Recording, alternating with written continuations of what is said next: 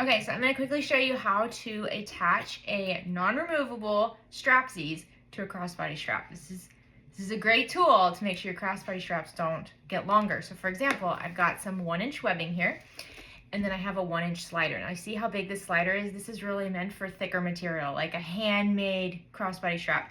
But we can use it with a Strapzeez to make sure that the strap doesn't slide, so we can still use our thinner webbing.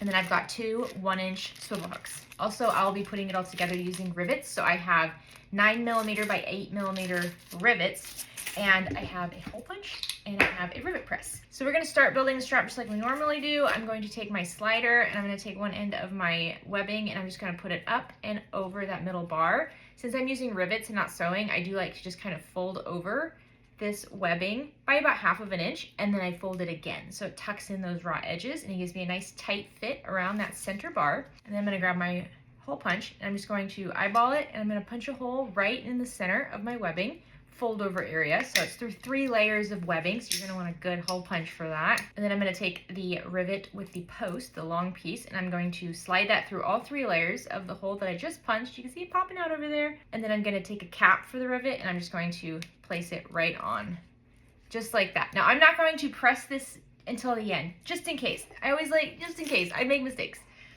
So now, with my slider up and the fold over up on top like this, I'm going to keep my webbing nice and straight, and then I'm going to grab one of my swivel hooks, and I'm going to install my swivel hook, hook side down, just like that, bloop, plop it on. And then I'm going to take the end of my webbing, and I'm going to fold it over towards my slider. So just like this. So I have it against the fold over part of my slider. Now this is where I'm going to add my Strapzeez. Now if you have a directional Strapzeez, like the ears, you're going to want to think about the direction of this, okay? But let's see, I'll show you with the rectangle one first.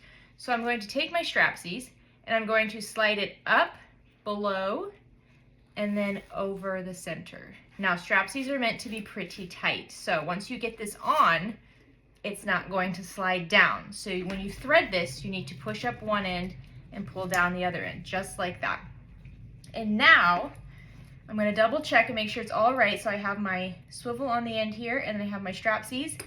And then when this raw edge of my webbing comes up, it's coming up against the folded over edge of my slider. And I'm going to thread this from the bottom, where the fold over is, over the middle bar and out the other end. And you see, as I do that, my Strapzeez is going to prevent this from moving down. So I'll show you. So I'm going to take my Strapzeez, and I'm going to put it down further here.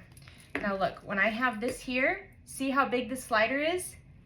It's like, what does it do? It doesn't stop anything. As soon as I wear this bag, it's going to go to its fullest length. However, once it gets to that Strapzeez, it's not moving. It's going to stay in place, and I don't have to worry about it adjusting size. So that's why you want the Strapzeez on this part, on the folded over part of your webbing. So like I said, if you have a directional Strapzeez like this mouse head, you're going to want to make sure you thread it appropriately. So just double check after you get it on, check everything, and make sure like this is how I'm going to want to wear it. This looks good. All right.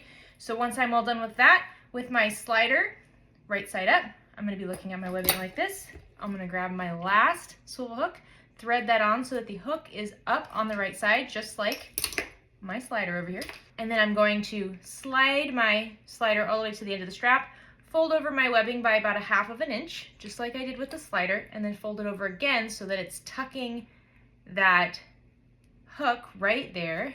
And then once again, I'm going to grab my awesome hole punch, and I'm going to punch through all 3 layers of this webbing. And then I'm going to grab my rivet with the post, poke that through. It doesn't matter which direction it goes in. It's going to look good on either side. Grab the cap, snap it in place, double check everything, try it out, make sure it's going to look good.